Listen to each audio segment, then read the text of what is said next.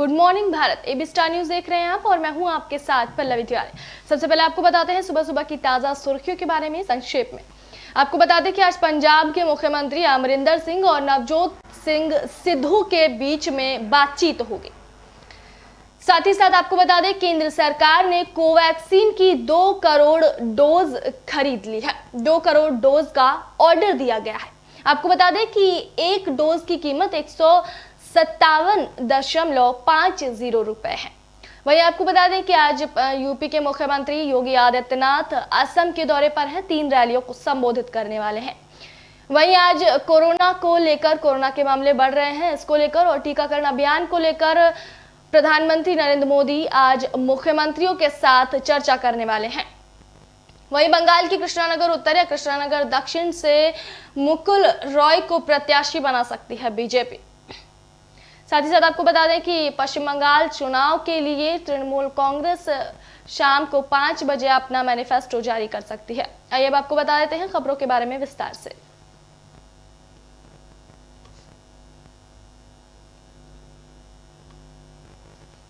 Corona virus अब देश में तेजी से पैर पसारने लगा है। कई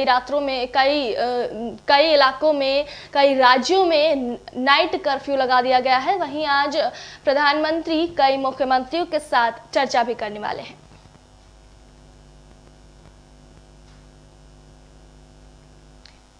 महाराष्ट्र, गुजरात, मध्य प्रदेश के बाद पंजाब में अपने कोरोना पैर पसारने लगा है। तेजी से बढ़ रहे मामलों की वजह से मध्य प्रदेश की राजधानी भोपाल और इंदौर में बुधवार से नाइट कर्फ्यू लगाने का फैसला लिया गया है।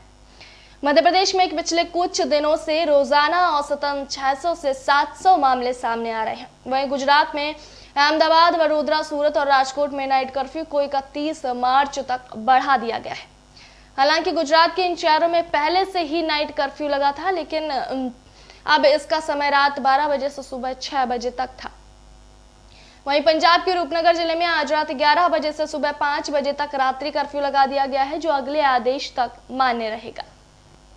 इसी बीच महाराष्ट्र, तमिलनाडु, पंजाब, मध्य प्रदेश, दिल्ली, गुजरात, कर्नाटक और हरियाणा में कोरोना के नए मामलों में लगातार बढ़ोतरी दर्ज की जा रही है। स्वास्थ्य मंत्रालय के मुताबिक बीते दिन 21,000 से ज्यादा मामले सिर्फ इन्हीं 8 राज्यों में से सामने आए थे। पिछले 24 घंटे में यह देश में सामने आए कुल नए केस का 86.39% है। कोरोना की हालत और टीकाकरण अभियान की स्थिति पर प्रधानमंत्री नरेंद्र मोदी वीडियो कॉन्फ्रेंसिंग के जरिए आज मुख्यमंत्रियों के साथ बातचीत करेंगे। कोरोना महामारी के सामने आने के बाद प्रधानमंत्री इस तरह से मुख्यमंत्रियों के साथ बातचीत करते रहे हैं।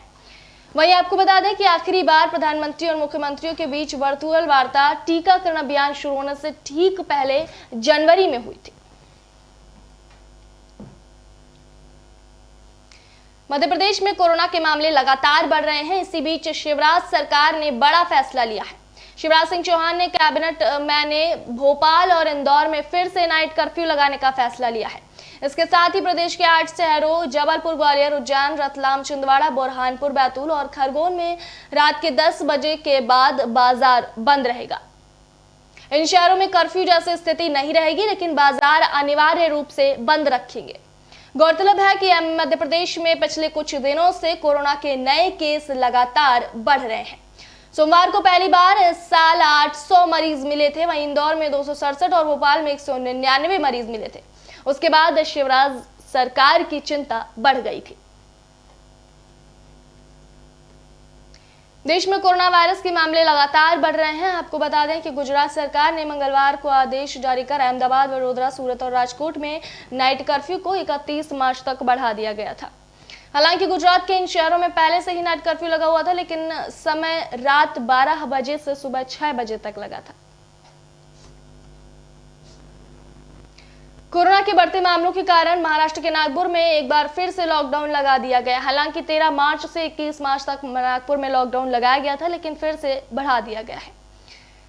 पिछले साल 25 मार्च को देश भर में लॉकडाउन लगा था। अब ठीक 1 साल होने में जब 10 दिन बचे हैं, तब फिर से कोरोना का वही हाल सामने आ रहा है।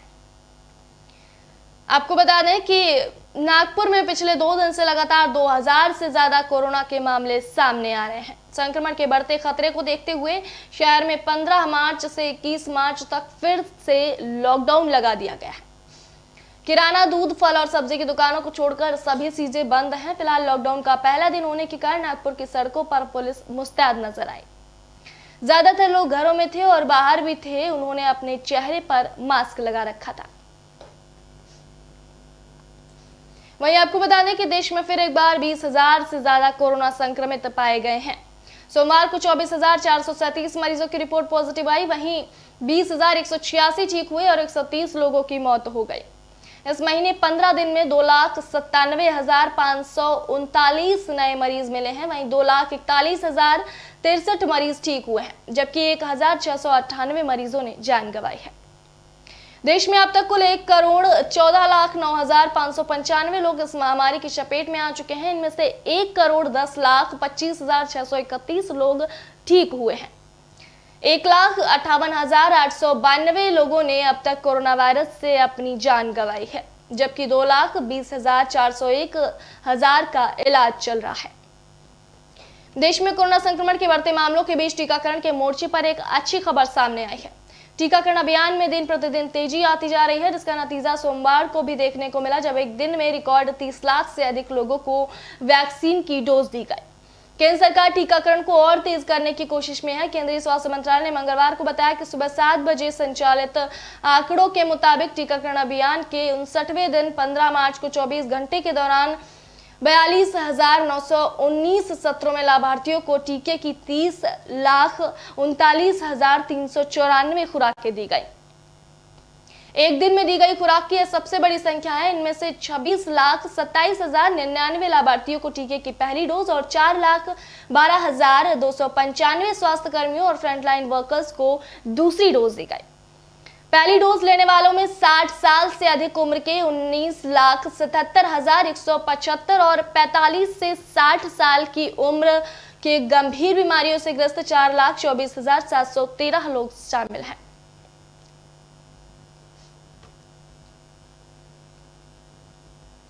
इसी के साथ ही चलिए बढ़ चलते हैं हमारी अगली खबर की ओर।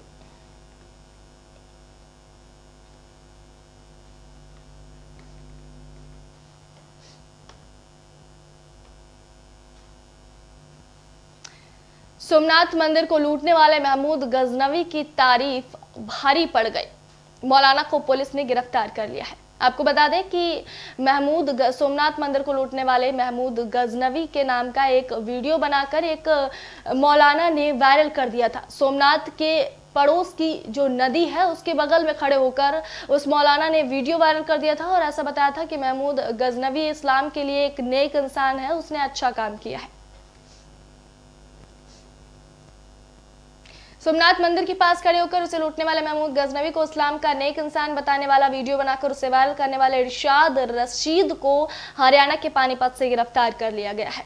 इसमें वो कहता नजर आ रहा है कि आज गजनवी को चोर लुटेरा कहा जाता है, लेकिन वह इस्लाम का गौरव है। गुजरात के ऐतिहासिक सोमनाथ मंदिर से करीब 1.5 किलोमीटर दूर खड़े होकर मौलाना इरशाद रशीद ने एक वीडियो बनाकर वायरल कर दिया। सोमनाथ ट्रस्ट के प्रबंधक विजय सिंह चावड़ा ने इस संबंध में पुलिस को एक शिकायत दर्ज कराई। इसके आधार पर पुलिस ने उसे पानीपत से गिरफ्तार कर लिया।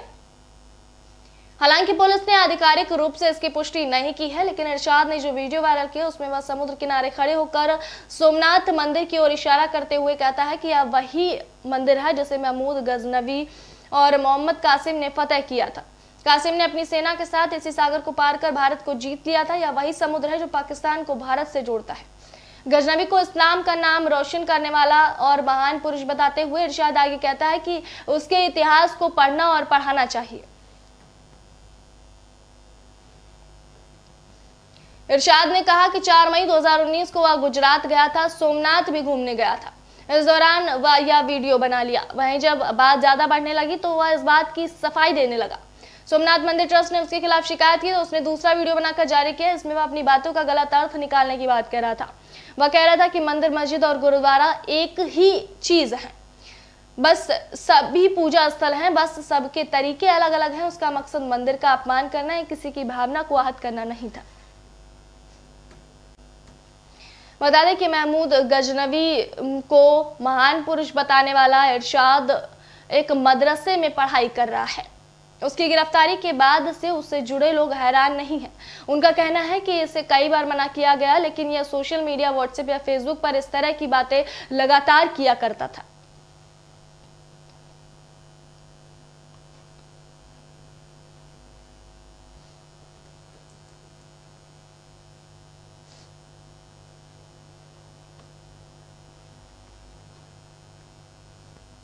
इसी के साथ ही आपको बता दें कि आज प्रधानमंत्री नरेंद्र मोदी के मुख्यमंत्रियों के साथ बैठक होने वाली है। राज्यों को सख्ती बढ़ाने का प्रधानमंत्री निर्देश दे सकते हैं।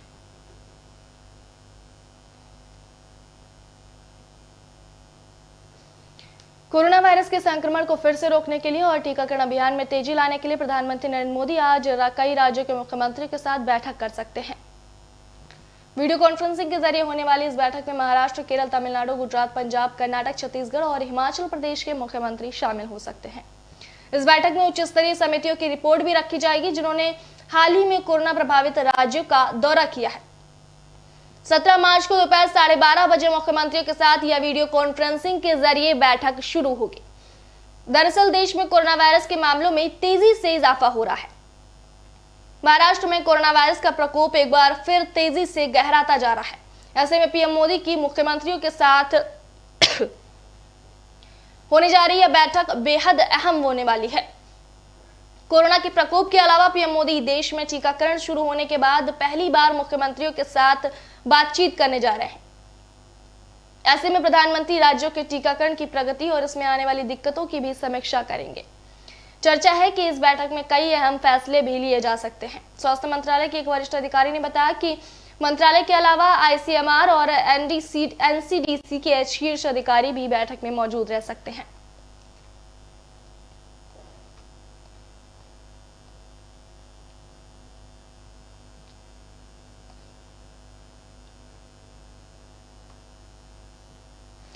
वहीं आपको बता दें, इलाहाबाद विश्वविद्यालय के कुलपति ने डीएम को पत्र लिखा है कि आजान की आवाज उन्हें सोने नहीं देती है।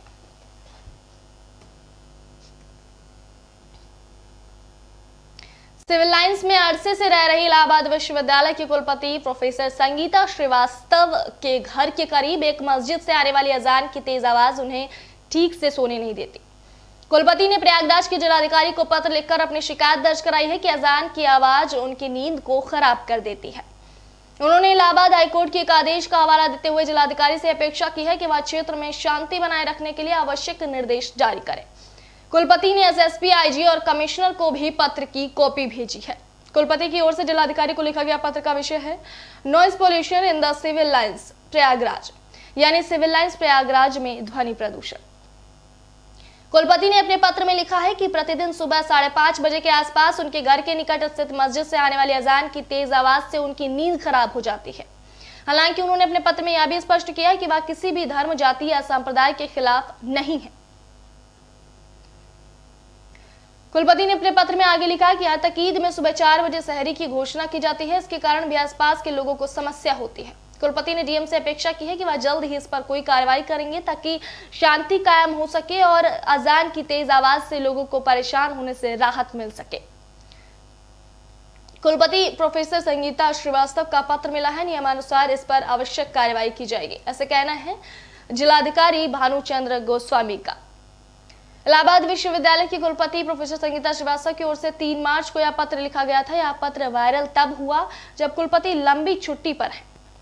कुलपति प्रोफेसर संगीता श्रीवास्तव 15 मार्च से लंबी छुट्टी पर चली गई हैं। उनकी जगह विज्ञान संकाय के डीन प्रोफेसर शेखर श्रीवास्तव कुलपति का चार्ज संभाल रहे हैं।